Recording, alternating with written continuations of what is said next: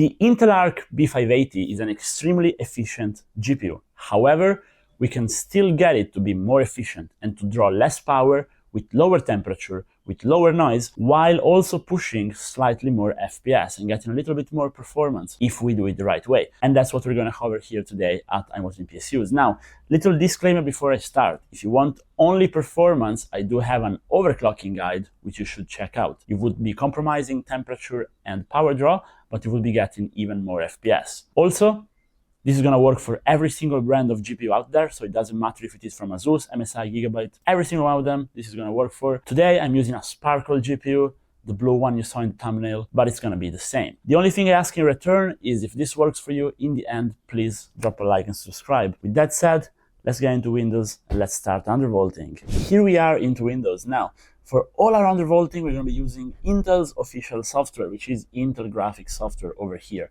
This comes with the drivers, so you guys have it, and we want to go into the tuning section. We then want to unlock GPU tuning, and now first, before we actually get into the undervolting, a few words on the fan and thermal tuning. Basic, just avoid it, and advanced, this is good, but you need to make a custom curve for your system, so this is a longer topic, and I have a dedicated video on the channel about how to do it. So for today, we keep it off. Also, you don't really have to, do a fan curve.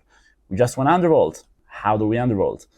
Well, it's a matter of playing with the voltage offset, core power limit, and performance boost. Mostly those two. Now, if you do have the beta version or an older version of this, you may also have memory tuning. I highly suggest leaving it alone. The performance benefits are not really worth the actual instability. What we want to do is decide, first of all, on a core power limit. This is going to drive our temperature and our power, whereas this is going to drive our performance. So we want to get the highest possible performance boost at the power limit we want. At stock, at 150 watts, this thing is actually pretty good. If we go ahead and raise this without raising our power limit, we are effectively overclocking the card. But as soon as we lower this, then we are into undervolting territory. So a good starting point, in my opinion, is 120 watts. At 120 watts, we're effectively getting about 25% reduction in power and about 5 to 10 degrees reduction in temperature. So by going there, we are, however, losing performance, and that's where the performance boost comes into play. This is effectively how we would do in my overclocking video, so we need to find a stable performance boost. I find, in general, you can get about 40 stable pretty easily, but there are going to be some cards which is going to be less lucky, and for those, you probably want to settle at around 30. This is a good starting point, but again, what you want to decide first is what kind of temperature you want. So you want to keep reducing this until you're happy. Now, if you go to 75, you could also do this. Your card is going to be extremely efficient, but you're going to lose about 20% performance. You cannot really get it back, your performance boost.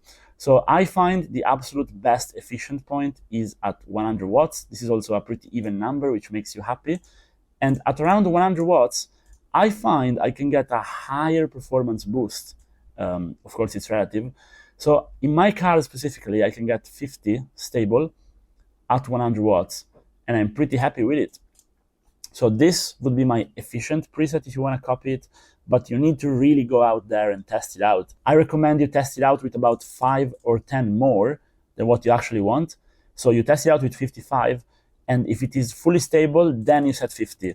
Because if you test it out at 50, you may then still encounter the odd crash here and there, and we don't want that when we're playing. So just to recap, the first point I like, if you mostly want performance, would be 120, and then here you need to test it out. Just go ahead and increase it 10 at a time until it's stable. I had a card, really lucky card, where I could get 70 stable at 120, and this would be crazy because we would have more than stock performance with this, significantly lower power draw. Then I would recommend you go 100 if you want just to drastically reduce your power, but without really compromising performance. And again, probably 40 or 50 is going to be stable. Or then full efficiency, you can do that. You can literally run the PC on a 300 watts PSU if you do that. And then I would say probably, again, 40, 50, 60, you need to test this out. But this is the procedure. I really recommend you guys check out my overclocking video, because undervolting on Intel Arc is basically choosing a power limit and then overclocking. and that's it. There's no voltage curve, there's no fancy voltage points. This is how you do it. Now, once you found your actual undervolt, you just hit apply and you're good to go. And if you want to reset it, you click here. With that said, if you watched the video this far and if it was helpful, drop a like and subscribe. I also have other videos for your CPU, even to overclock your monitor if you want. I overclock basically whatever that exists. And thanks a lot for watching. See you guys in the next one. Bye-bye.